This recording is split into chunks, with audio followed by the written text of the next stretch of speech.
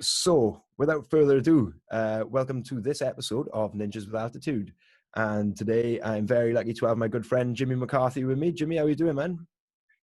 Good, man. How are you going? Yeah, very well, very well. Well, thanks for your time today, man, because obviously I know we're getting to the end of lockdown and you've been rather busy anyway. Yes, Doing up some please. houses. I have calluses. I don't want them. I want to go back to flying. Yeah, man, I remember that from working in the factory. My hands used to be solid. And when I started in the tunnel, it's like, oh man, my hands are like babies now. And I haven't done anything, so my hands are still nice and soft. But hopefully, bud, we'll get back in the tunnel in about 2 weeks now. Fingers crossed. Innit? So just as a little introduction, obviously, Jimmy, I met you in 2015, 2016 in air kicks, and you are a free fly and tracking coach and an IBA Level 4 tunnel instructor. Other than that, you've competed in plenty of indoor competitions at national level and in a few different disciplines as well, a bit of a jack of all trades. And you've also competed in the sky with speed. So what I'm hoping to get through with you over the next 2 episodes, Jim, is first and foremost, let's take it to the sky. I'm going to try and ask you all about speed and a bit of tracking knowledge as well.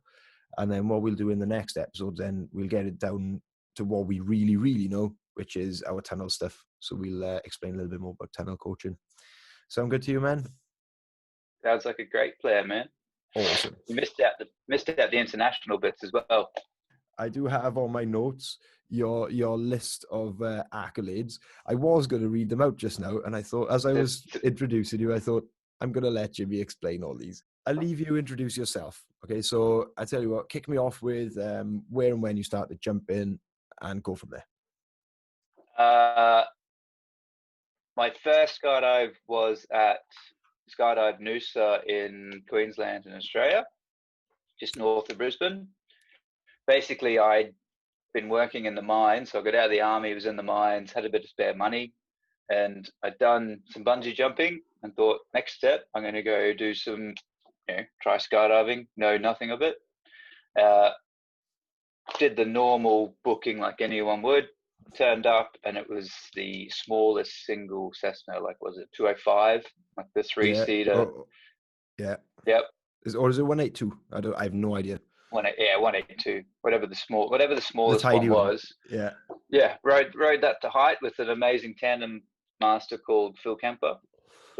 And he, the German lad, wingsuiter, area of the sort of mates with him now. And we did the jump, and it was unbelievable. So I didn't pay for the cameraman, I just paid for Handycam. But the cameraman was like, oh, I'll just come for a jump anyway. And he just basically spec'd it and was like, oh, did some free flying and took some stills and whatnot. Yeah. And seeing that person do that, I was like, that's unbelievable. Like, I want to do that. Landed, and Phil had bumped his zoom button on his Handycam. And so the camera didn't work at all. So I got another jump. No way. For like nothing. Oh, it was like, now I know it probably should have been for free, but they charged me for it. What, full price? So no, I think it was like 120 quid. 120 quid they charged me for a second jump. 3 slots. And went up, did another jump like 2 weeks later, but I had the same instructor. So I had Phil again. I said, oh, Phil, like, can I wear an altimeter? Because obviously within that 2 weeks, I Googled and YouTubed everything. You became a YouTube expert. Skydiving. Yeah, love it. Dreamlines 3 had come out. I was like, I'm doing wingsuit base. Yes. So I went back and I was like, oh, could I wear an altimeter? And had a bit of a chat about doing the course and whatnot. And he said, yeah. And so we did the jump, and he was like checking it. He showed me turning my hands in the sky, and it was like really quite cool. I was like, my God, this is unbelievable. And I still remember turning back to him going, this is unreal. And he goes, yeah, I know. Like, as much as you can't have a full conversation, we were just screaming at each other. Yeah. Landed, and then I basically booked in for an AFF course. And then in the January or March, I did my full AFF course over 2 weeks at Ramblers in Australia. Yeah. So basically I had like a 2-week holiday, and I was just basically at the drop zone or back at my parents' place. So I would wait for the weather, go do a couple of jumps. Storm would roll in. That time of year, it's quite tropical. So it would be like shit weather for 2 or 3 days. And then they'd call me up and they go, yeah, mate, see you tomorrow morning. I'd turn up the next day, do another 2 or 3 jumps, and then got it done in 2 weeks, all my consoles. And then went over to Western Australia. So I had 15 jumps because I was living in Western Australia, working in the mines, and coming back to Brisbane, like flying in, flying out every 2 weeks. Yeah, I've seen some of the pictures of that. You showed me some over the years, haven't you, man? Yeah, so there's a drop zone. Well, sadly, it's closed last month, but there was a drop zone an hour and a half inland of Perth. So I would get back from the mine site and have 7 days off. So I'd go get a hire car, drive out to the drop zone, live on the drop zone for 4 to 5 days. Yeah. Well, I was living a bit of a life of luxury. I would land, I'd get a nice hotel for the night so I could recover from night shift and 2 weeks worth of work, and then get in the car, drive to the drop zone, live on the drop zone all long weekend sort of thing, and then come back to Perth, get myself all my shit back together, and then get back up plane and go back to work. Like, that place was so amazing. And on Wednesdays, we were doing swoop days. We'd turn up and there'd be 5 of us, the drop zone manager, Kev, me, and a couple of other boys that'd be around. We'd fill the 182 up, go jump $5,000. So I had professional swoop coaching from about, must have been jump 100 on a 170. It was the best possible coaching. And it wasn't, firstly, it started off as like learning how to land properly. Must have been jump 180. Because you had to have a D license to swoop the pond. Right. Okay. The drop zone manager was like, you can do a fly over the pond and land in the P, because I was quite accurate. It was like I'd done the same jump with coaching, same winds. It must have been like jump 5 for the day or more. Yeah. And the drop zone manager was like, well, just do the pattern and then just do double fronts in, fly over the pond and land. And obviously I put a little bit too much double fronts a little bit too early and dragged my toe on the pond on a 170 at 180 jumps. That's the way to learn, man. He's going like this going. You don't, that's really important actually, Jim. You don't need to be downsizing. Like, obviously I know you couldn't have at that sort of experience level, but like too many people get into swooping like on high performance canopies. It's like, dude, start with, if you really want to get into that, start when you're a student and start on a big canopy. So like very similar. I didn't learn as consistently as you, but I did a couple of canopy courses and I started on a Sapphire 120. Which is, to be fair, man, not far off the equivalent to you on a 170. Sorry, bro. We're the same wing loading. Yeah, man. Like I'm something like 1.1 on a 120. So yeah, still just over student. But just on how you got into skydiving, man, I find that really interesting because we had very different sort of paths into it. Like for me, I knew that I wanted to do AFF, so I didn't book a tandem. I did book AFF course off the bat. And I don't know if you had or if you know of something called the Yellow Pages, Jim. Did you get the Yellow Pages? So we had the Yellow Pages. Like super thick. So it was they don't leave bruises. Yeah, that's the one, man. You know it. So back in the day, 2009, well, I didn't have the internet, so I found Skydive Swansea in the Yellow Pages. And, I've told the story, so I'm not going to tell it again. But yeah, it's funny how, like I say, I was working in, ironically, in a coal mining town. So you said you worked in mining. I know you worked in a different kind of mining, but yeah, similar. I worked in a coal mining town, but in a factory. So it's all that mining's mining, just a different coloured dirt. Exactly. Yeah, you're right, man. Or a more expensive dirt as well, like. Yeah.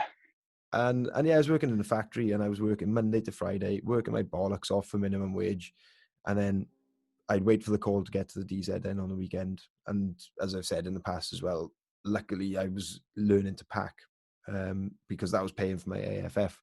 And then obviously being only 30 miles away from Swansea, I didn't need a posh hotel or anything. But anyway, I would go off the point. It's just interesting how, I say, we all have different paths into skydiving. And, well, it's nice to see that it's brought you to the UK. Yeah. So with the big thing was that I was getting pretty over working at the mine site. Like, it was 3 years into a big project, and it was just becoming too draining. And then, yeah, like, you have those moments in life of, like, it normally takes some health scare to normally change people's That's what happened to me, perception man. on where I had they're a car going to go. accident. That's it. Yep. So I was really quite lucky looking at the people that I was going to become, because there's a process of, when you join any industry or any part, if you work hard and long enough, you will just keep riding up that line, just like Crazy. You see those pictures of Crazy as a AFF student sat on the benches and Brucey's down the end. Yep. You know, how many That's a years cool later? Picture, that is, man. Yeah. You see, Crazy is doing just what Brucey's doing, because he's just worked hard at it, and he's consistent, and he's like, so I've always had that. You always just look where it's going to end up, and then that's where you'll be. And I was seeing these mining supervisors, and I'm like, no, I like it. I like what you do. Like, you obviously enjoy it, but that's not me. And the big inspiration to come over to the UK was Mason Corby, so the Down Under Dynamics movement. We had a boogie, and he was one of the load organizers. Yeah. And having beers after, which is probably one of the most important parts that is missing out of lots of drop zones these days. Yeah, is man. That after hours socialization between the guys that have been in the industry, helping the younger guys through, and we had this conversation about back layouts. So I'm like the fanboy going, like, how do you get Ninja? And he's like, well, don't worry about Ninja, think about this. And then we had this conversation of the flying your body through all 180 degrees over your head. So he's like, this belly and back movement, arms, and then working on the different parts of physics of brakes with your arms or power with your legs and whatnot. And I'm like, I'm in. You're on the end of the fishing wire. Yeah. So that passion and complexity mixed with, how do I pay my bills? So the big part that I've always really struggled with in working in the industry is, I don't want to be a skydive bum that lives for the season, or you watch the tandem masters on the glorious day when the shredding's happening, chucking drogues, hating themselves. I love it. Yeah, but like, that's why you're so good at it. But you can tell those dudes that are just rolling the experience, they're just paying their bills. Yeah. And it's like, you're doing a job for fun. That is fun to pay your bills. For sure. That's how life works. Well, I was going to say, not to give too much away, but I actually spent a fair bit of time talking to Rob Crazy about exactly that last week, which is really interesting, man. We were saying, like, so we do like the tandem day up in the AGM, you know, and he's saying that it's the same face as the gold, you know, the people that attend those safety days for the tandem instructors, the people that go are the people that likely don't need to be there, but it's the motherfuckers that don't go. Those are the people that become safety concerns and things, and those are those guys who just, it's like, okay, it's always a routine because that's what keeps you safe, but they're on the plane, you can tell they don't want to be on the plane, they're looking at the football scores or some shit, I don't know, you know, they don't want to be there. They just throw in a drogue and seeing 40 quid, like, and yeah, you are right, man, that's definitely not me, and maybe it does give me an edge over those kinds of instructors, but like, I'm always striving for safety, man. You know what I say, man, safety first, safety second, like. Well, I was saying that's a nice introduction, man, to where you've come from. So obviously I know you started in the tunnel, then like literally about 6 months after me or 3 months after me. But we'll keep the tunnel stuff for the next episode. So what I want to get onto a little bit more now is your competition stuff. What was your first skydiving or indoor competition? Well, my first skydiving competition was the Swoop Nationals in Australia. Must have been 2012. No, must have been 2014. Okay. So back to that story about going and doing the swoop every Wednesday. I was on a 150 with 10 kilos of weight on to put me at my maximum wing loading. Yeah. And I qualified for the nationals. So you had to be able to run the swoop pond and the speed. No, you had to run the speed course and put a run down to qualify to. Right. Yeah, makes sense. Compete. Yeah. And so I qualified to compete. And in that whole competition, I put 2 scores on the board. So I put a distance run and a speed run on the board, and then the rest were zeros. And that was the first bit of like, I'm in, like I want to compete. Like that was fun. The taste in the back of your mouth. Yeah, yeah. The taste in your mouth you get that's nervous, the nervousness and the adrenaline can put into trying to compete. So before skydiving, I've always been a competitive person because I've got 3 brothers. So it's always, there's always a dick swinging competition to do everything better than someone else. But I've only ever played football or the Aussie rules. Aussie rules is good. Like, but the hardest thing that I found about Aussie rules is that I'm just not a runner, and it's there's a lot more running than rugby. It's a lot. There's a lot of running, but I've always been like I say that I'm not athletic as a person, but like I've always had to work hard to be at the acceptable limit. So it's a bit like I've never been naturally talented at doing much. It's not like I don't get this thing where I'm like, oh yeah, I got it. This is all quite easy. So I've always had to try really hard to try and compete. And skydiving was the first thing where I was a bit like, yeah, it's easy. You just sort of like, you just do this. Yeah. Like it was just one of those things I just got, which I've never had before. Like I was 26 before I'm like I could play guitar for years. Like my old man's an amazing guitarist and can play every single instrument through the world.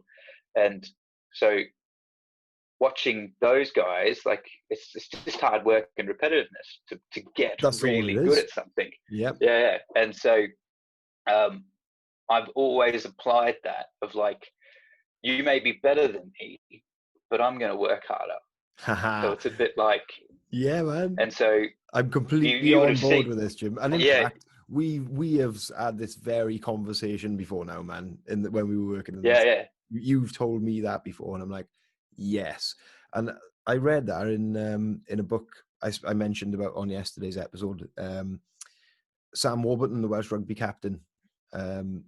He's just done his biography, and the majority of it, man, is about his mindset, like. And what he actually says, or what it says about him, is that he was the best number 7 in the world. He was as good as Richie McCaw, or better than for a season type of thing. But it wasn't his size or anything that made him good. It was literally, he was like, I don't care how hard you work, I'm going to work harder.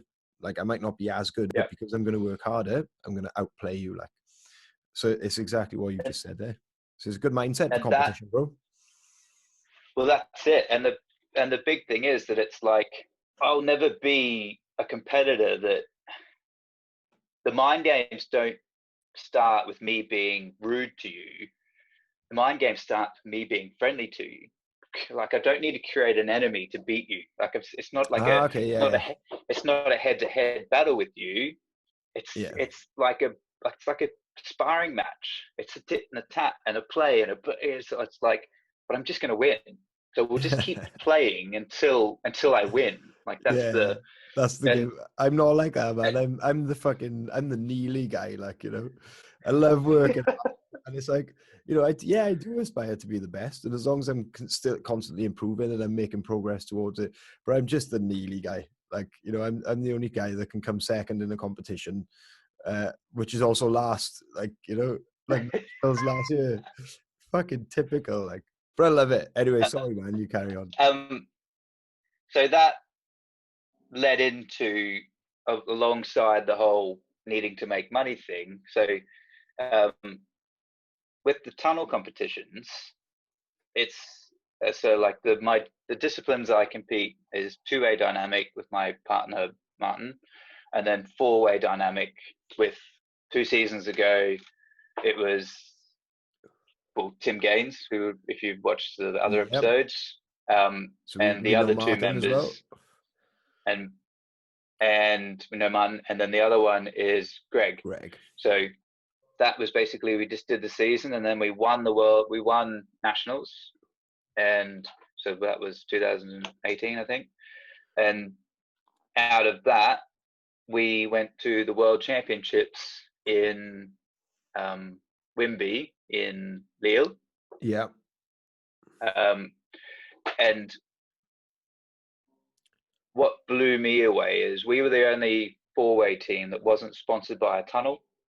So it was a bit like, we put in 5 hours to put a free routine together, and then a couple of other hours to finesse some of the bits. But out of all the spending we did to get where we were, we spent 10 grand as a team. And because it's like coaching and tunnel and trips and it all. And the level is just like, the international level was just unbelievable. Like the French team, the Leo Gizmo and the Czech team, and like it's just unreal where that level is. Oh man, you've only got to look at the likes of the Mad Ravens for stuff like that. Yep. Like mind blowing, Jim. Well, I was talking to Ivan. So Ivan is one of the Mad Ravens that lives in Tachilandia, where I go for tunnel camps, and he's just, he's got a kid now, and he just lives his life coaching and working. He's sort of like done enough to have a good enough reputation just to run some tunnel camps and have a life outside of thrash in the tunnel. Yeah. And they were saying that year that they won, they put 100 hours in. So the commitment to the team was, you buy 25 hours worth of tunnel. And so it was a bit like that. Part of that must have been your because they're all instructors, must have been like your own tunnel time that you put in, plus the money. But in the end of how much your investment is worth. So how much money can you make from winning a gold medal? Apart from having that medal, it gives you opportunities, man, and it like the opportunities come rolling. Yeah. So that's the hard line. Do you go, I'm going to invest all of this time and money and effort to possibly win this medal and create this thing, and then try and ride the success out of that comes out of it? Like if you look at Greg, thing. You look at Airwax. Greg Cozier. Yeah. They are fully, apart from COVID. I think we did well. That was, what are we, like an hour in? We haven't mentioned COVID. Yeah, I love it. So you watch they're riding it. They're every single big time boogie, and they're charging a day rate, and they're this and they're this jumping over the fucking pyramids. Yeah, and along with Ewan taking those amazing photos. He's the best, man. It's just like that is what happens after you put all that time and money and effort into it. So it's that fine line of how much are you willing to sacrifice now to then get through to that upper echelon of where you want to be. And the biggest thing is that you just can't be a dick at the end of it all, because no one cares if you're a world champion if you're a cock. It's like, if some guy at the drop zone does not care that you're a world champion or a national champion or anything if you're a dick to him. He just thinks you're a dick. Yeah, that's it. Yep. You strip all the way. So True, man. Well, funny you should mention Airwax because one of TJ's rigs downstairs, that I jump regularly because I'm a jump hobo.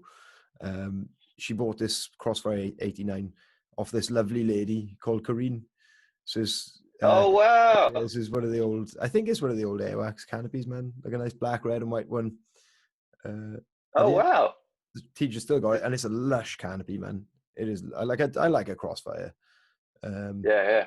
Like, because I don't really swoop anymore. Not really. I used to be cracking on my little katana, and I remember, so I started swooping on this Sapphire 120, and then I had a katana 120. And I remember being in Imperial Brava Christmas Boogie 2011, and Ali was like, what canopy have you got? I'm like, oh, I'm katana 120. And he's like, how much do you weigh? I'm like, 63 kilos. And he's just like, have you had a malfunction on it yet? I'm like, no, why? He goes, you are severely underloading that canopy. And man, I ended up doing about 700 jumps on that katana 120, and I had one cutaway on it on the same line set as well. And I still have that katana. I don't jump it anymore, but I still have the katana. There's about 1,000 jumps on the line set to hang on the wall. Yeah, man. Oh, but that was my, like you have it with your car, and you have it with your canopy, like the one. That Katana 120 was the one. I'll never have a canopy like that again, man. Gutted. I cut my teeth on a Katana 135. Love them. And love them. Apart, like once you get over how shit the openings are, it's amazing canopy. I don't know what you mean about a shit opening on a Katana. You must have had a lucky one. This is what I mean. I had the one, Jim. Mine would pick a heading, and it would be like, it doesn't matter where it's opening. Once the canopy was like, we're going to open that way, you were opening that way. Yeah, and it was. Do you know when I used to pack it? I used to pack it like a base rig. I used to fold all the outside cells into the center cell, and I had superb openings. Like, I'm just going to blame mine on body position. I just needed a better canopy so I could just be shit and still open on heading. And I guess as well, obviously my lines lasted so long because I was underloading the canopy. I probably wasn't stressing the lines that much. Getting back towards a bit of the speed stuff or the competitive stuff. Yeah, good stuff, man. Two-way dynamics, an amazing discipline. Apart from the free, like creating a free routine is quite. It's creating a free routine. It's putting different like staff moves flying together. On the weekend. Yeah. Basically. The dynamic component of doing the speed rounds is learning to fly a pattern and learning to fly your slot as fast as possible. So the precision it takes to try and cut the line and know the pattern and do what's required every single time under pressure. That's what I really like about it. You be put on the spot and you need to be there. You need to be inside your helmet, counting, looking, flying. It's all being present or focused. With that, I basically learnt how to be a judge. So I thought, what's the best way to know all the rules and to know the most amount of it all? You need to learn how to judge.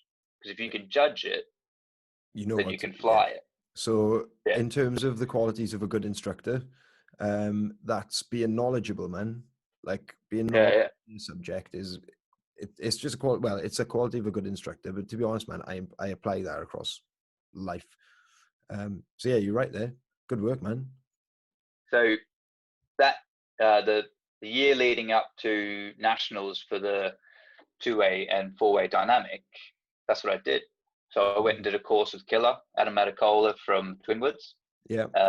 Who is one of the greatest things. We're so fortunate to have the dude that created the sport. Like if you get on the Dynamic Flying website, he's copyrighted it.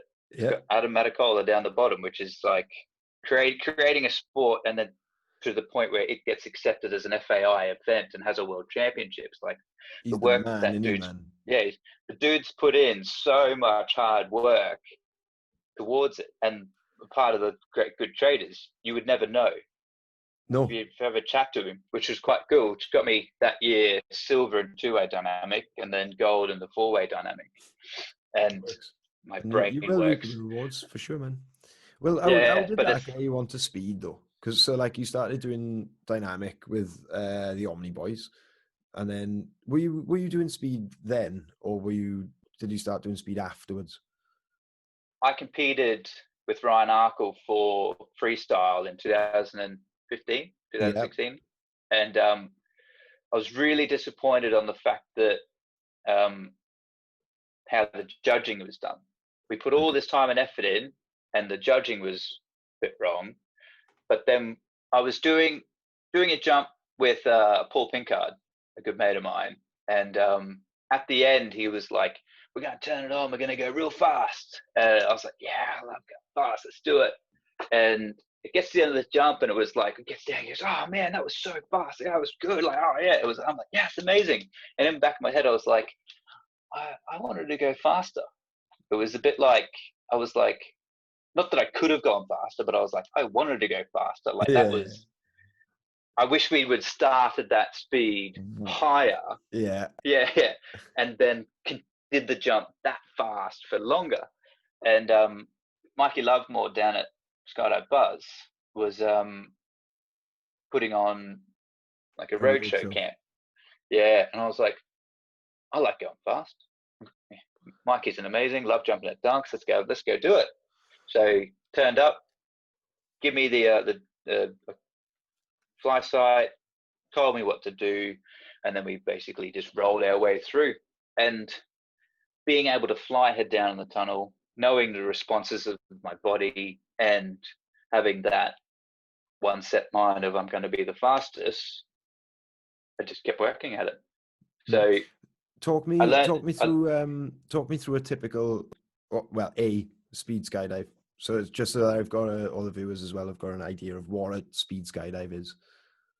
The maximum height of exit is 14,000 feet, and then the minimum is 13,000 or 12,500, sort of depending on what the drop zone will provide. Yeah. And then the idea is that you exit the aircraft, you turn either left or right, depending on your number. So 1 goes right, 2 goes left, 3 goes right. So we all head away from jump run.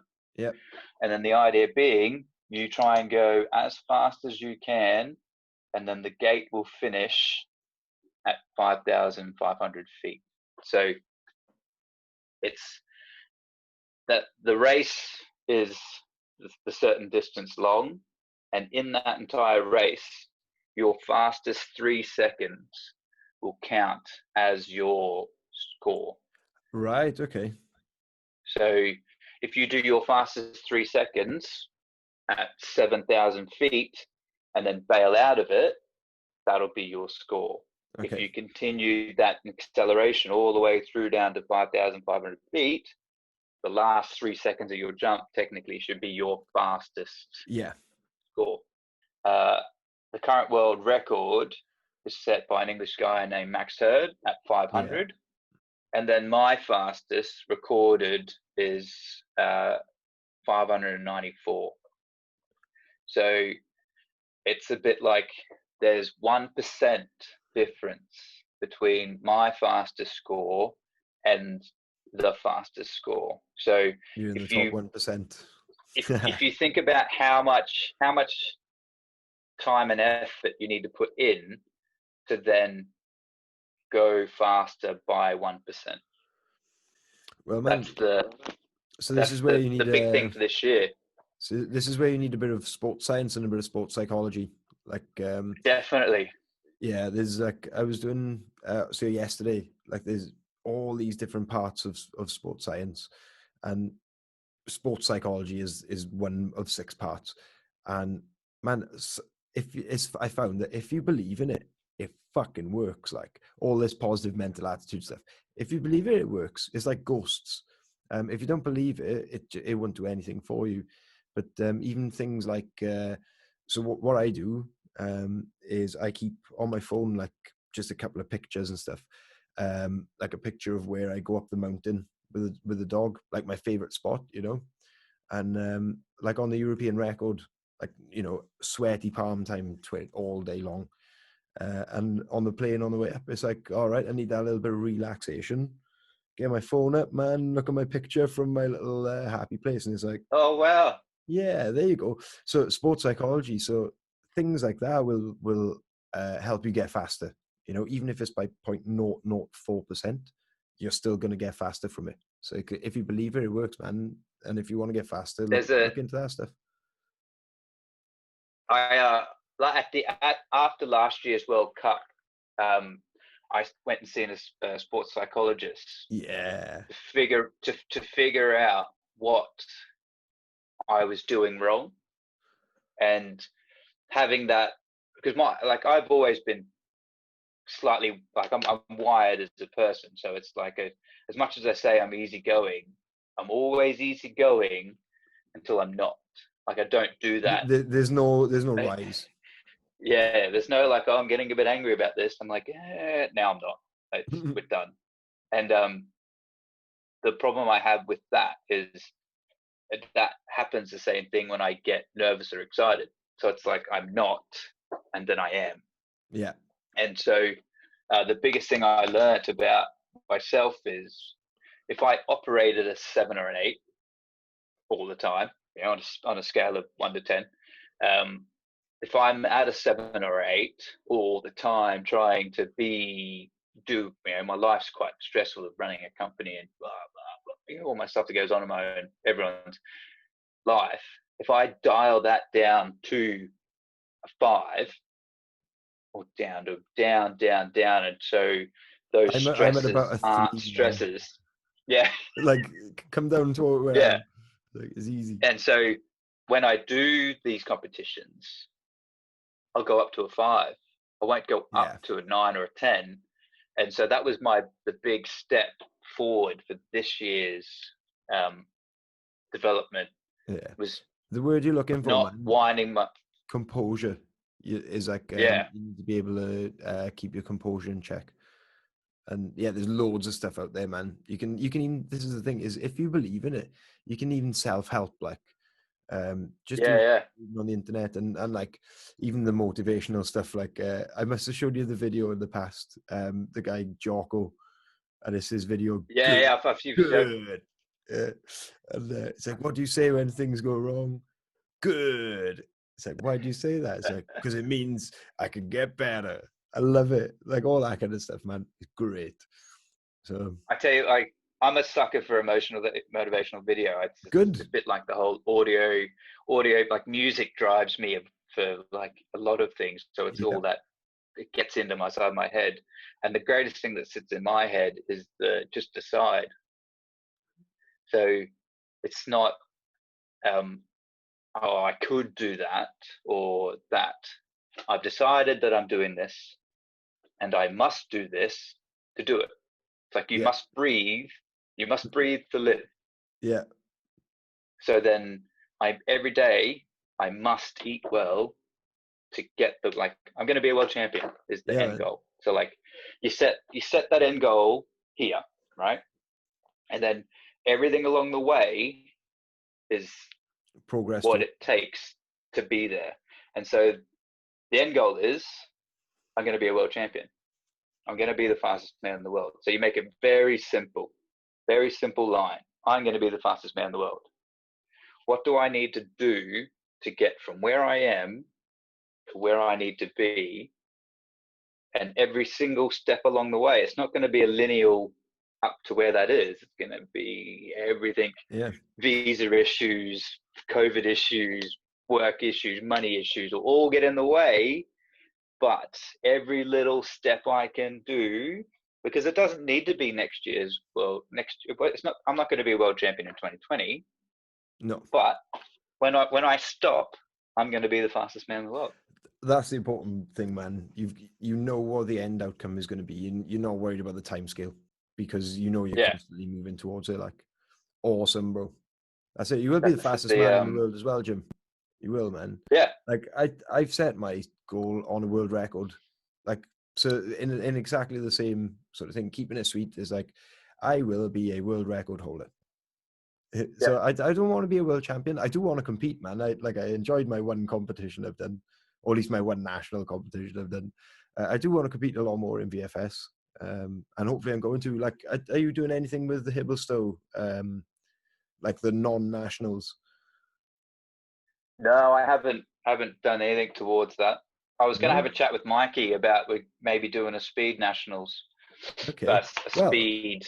well, having said that, man, if you ain't doing anything that weekend, and you fancy filming some VFS, I don't know how we're going to work it, but sure you can come up and film us, man.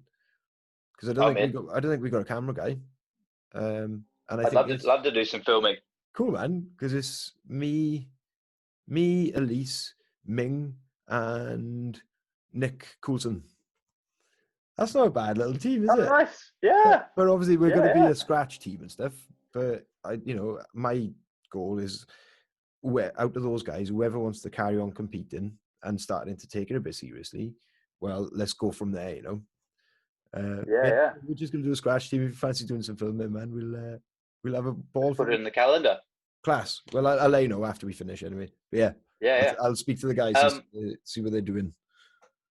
Well, I was going to say, this will probably lead us on nicely to next week's episode, Jim. But before we do finish, because fair play, we got all the way up to speed, obviously, and we've been listing things as we go along. I don't know if you mentioned about you came 5th in the World Cup in 2019. Yeah. So I had an amazing year last year with the coaching from Mikey Lovemore down at Dunks and the help from Jason and everything, alongside our World Cup being at Dunk as well. So I had home ground advantage.